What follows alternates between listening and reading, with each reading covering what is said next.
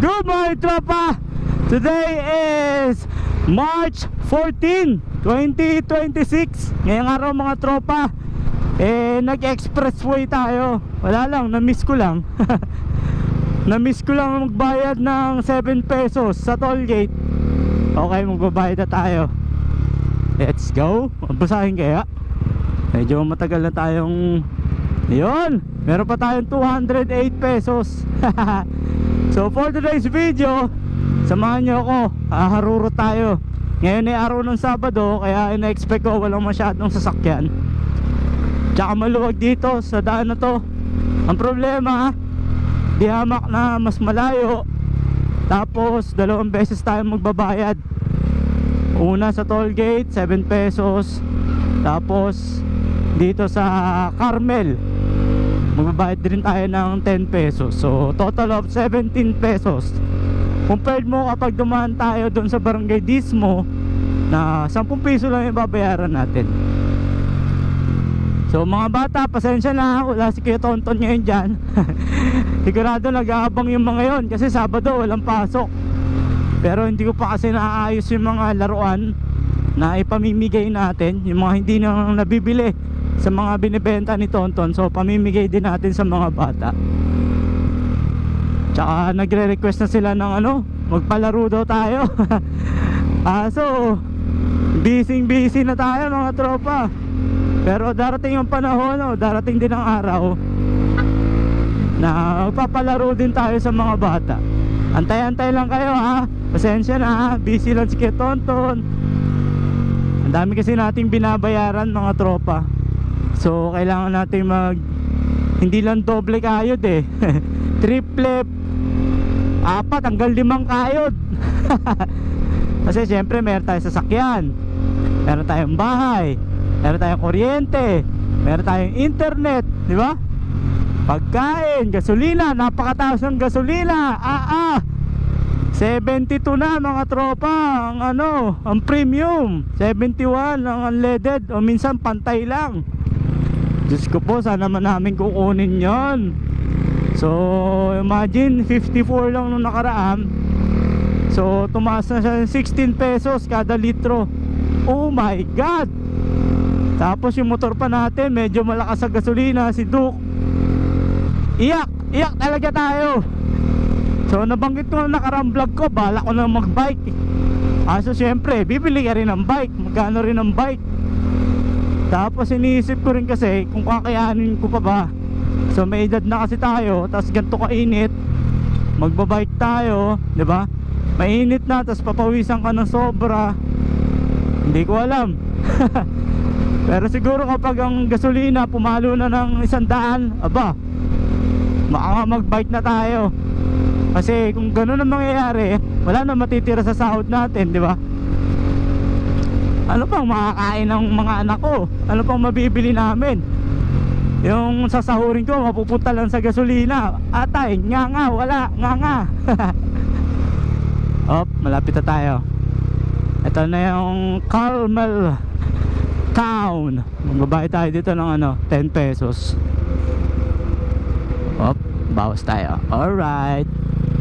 Ayun bayad na tayo ng 10 piso. Let's go. Yeah, may nauna sa atin. Dito tayo sa lilim.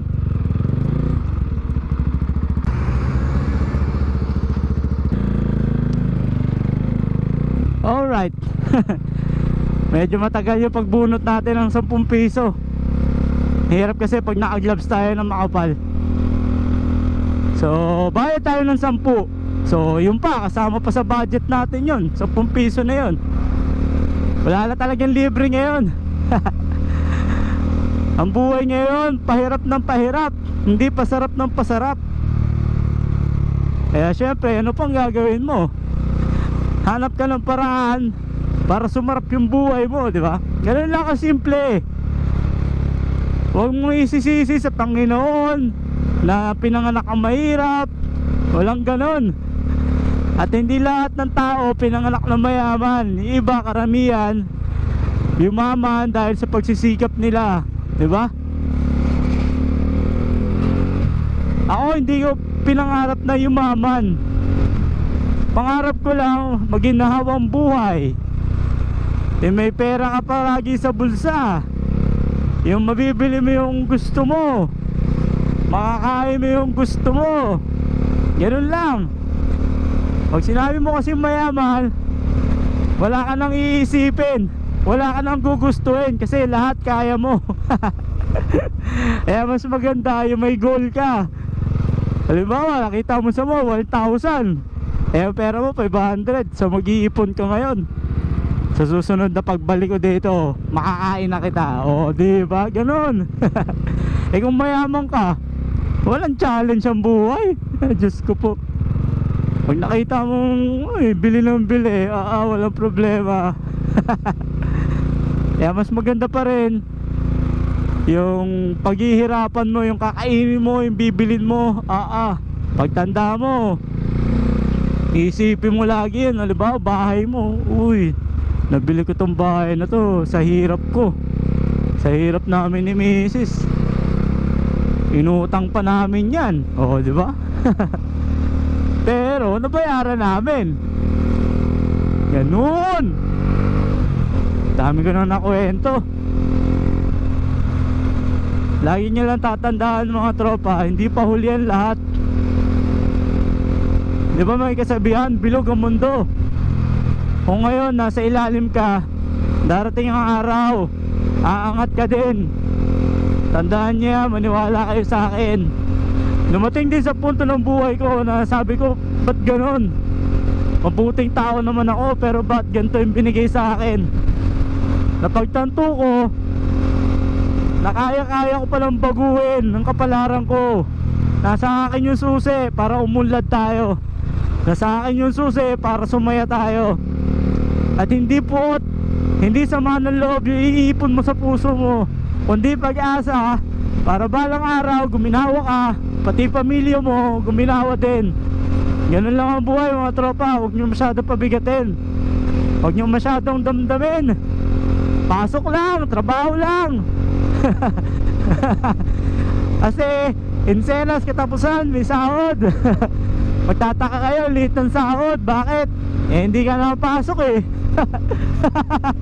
Diba? Magtataka ka, buong ka sa utang. Paano? Luho mo, pinang-uutang mo. Pag meron kang gusto, pag-ipunan mo, gawa mo ng paraan para hindi ka umutang. Diba? Lagi niyong tatandaan, magnegosyo ng maaga para lagi kayo may pera sa bulsa.